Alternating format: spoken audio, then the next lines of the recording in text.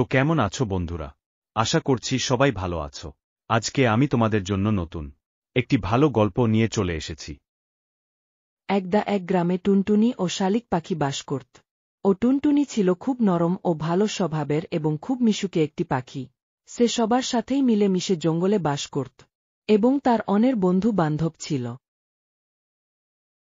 অন্যদিকে শালিক পাখি ছিল খুব হিংসুটে ও অহংকারী স্বভাবের একটি পাখি। সে সবার সাথেই মিলে মিশে থাকত না।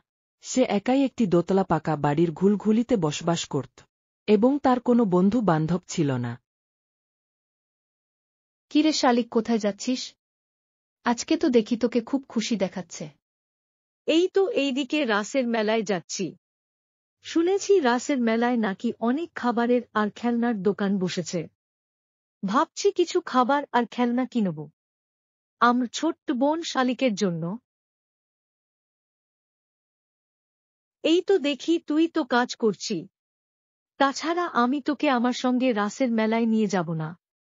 তোর গা থেকে নোংরা গন্ধ বেরুচ্ছে। তোকে সঙ্গে করে মেলায় নিয়ে গেলে আমার কোনো সম্মান থাকবে না। আমাকে নিয়ে চলো না। তাছাড়া আমার গা থেকে কোনো নোংরা গন্ধ বেরি না।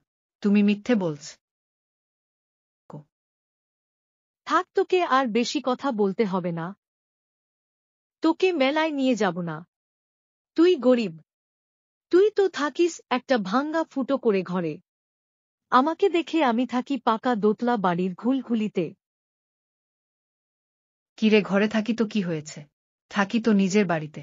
নিজের বাড়ি কুড়েঘর হোক বা পাকা দোতলা বাড়ি, নিজের বাড়ি নিজের মতোই। তুমি তো থাকো পরের বাড়িতে। তোমার তো নিজস্ব বাড়ি নেই। অন্যের বাড়ির ঘুলঘুলিতে থাকো। এই তোমরা নিজেদের মধ্যে ঝগড়া করা বন্ধ করো। আমি তোমাদের সব কোটা শুনেছি ওই গাছের নিচ থেকে। আর টুনি ঠিকই বলেছে, নিজের বাড়ি নিজের মতো, সেটা কুড়েঘর হোক কিংবা দোতলা পাকা বাড়ি।